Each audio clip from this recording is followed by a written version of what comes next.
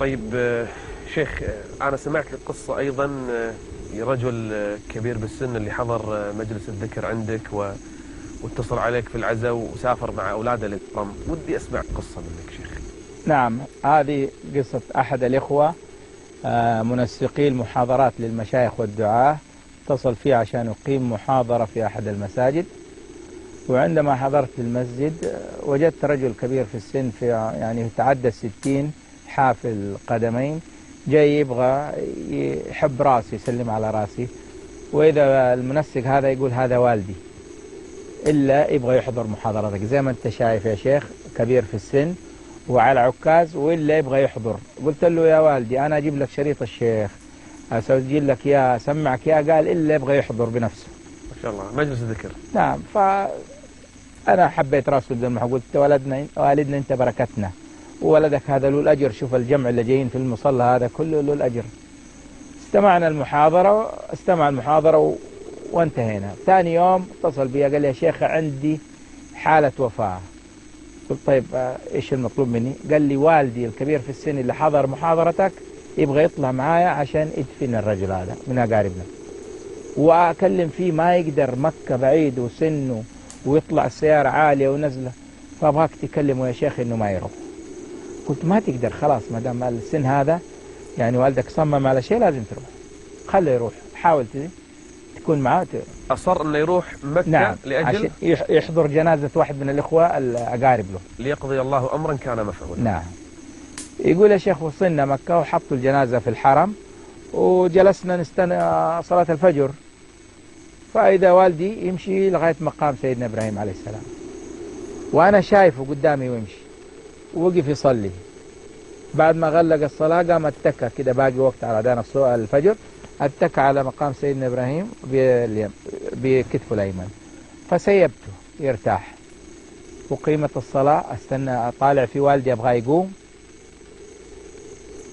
فما قام، فجيته الصلاة قامت الفجر، فجيت أحركه فإذا هو ميت. الله أكبر، راح يصلي على ميت قبض. نعم. الله روحه. نعم. وما تدري نفس بأي أرض. فين في بيت الله. الله أكبر. وفجر يوم خميس.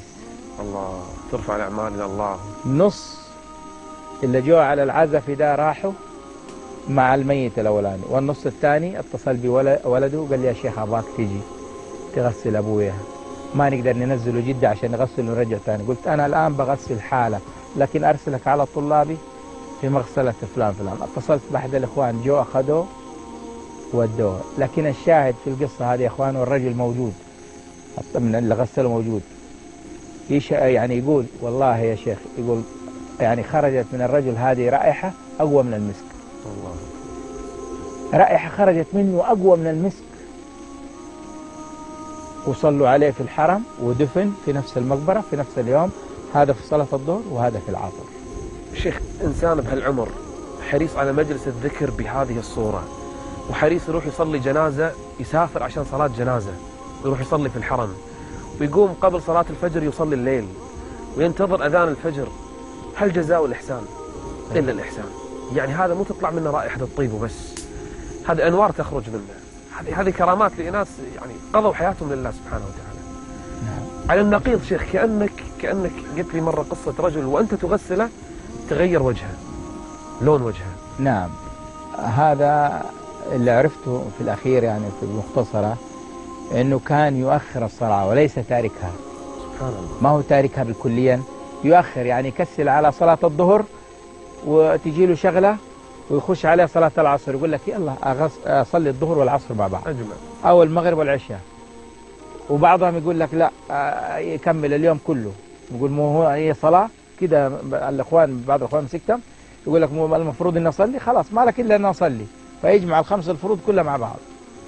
إن الصلاة كانت على المؤمنين كتابا موقوتا. هذا لما جيت أغسله كان لونه عادي طبيعي، بدأ السواد ينزل هنا من جبينه إلى عينه، ثم بدأ ينزل لغاية أسفل الدقن. نعم. أنا بصراحة خفت. نعم. وأنت تغسله؟ وأنا بغسل إيه، خفت إنه يعني التحرك ده تخيلت إنه حيوصل ليدي مدام بدأ هنا، فلقيته ما تحرك من منبت الشعر إلى أسفل الدقن، ومن لحمة الإذن اليمنى إلى لحمة الإذن اليسرى. لو قلبت أداني من وراء حتلاقيه أبيض، من هنا رقبته أبيض، من هنا أبيض. إنما الوجه هذا تحول إلى سواد الفحم. كيف تحول؟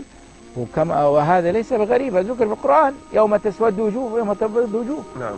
وجوه يومئذ ناظرة إلى ربها ناظرة، كأنما أغشيت وجوههم قطعا من الليل مظلمة. نعم. ابن عباس يقول للسيئة سوادا في الوجه، نسأل الله العافية. قد يكون سواد معنوي لكن بعد الموت يرى عند بعض الناس. نعم نعم، له حكمة سبحانه وتعالى. طبعا شيخ، ناس صالحين الله قبضهم يعني قبض حسن وعلامات حسن الختام لهم، وناس على العكس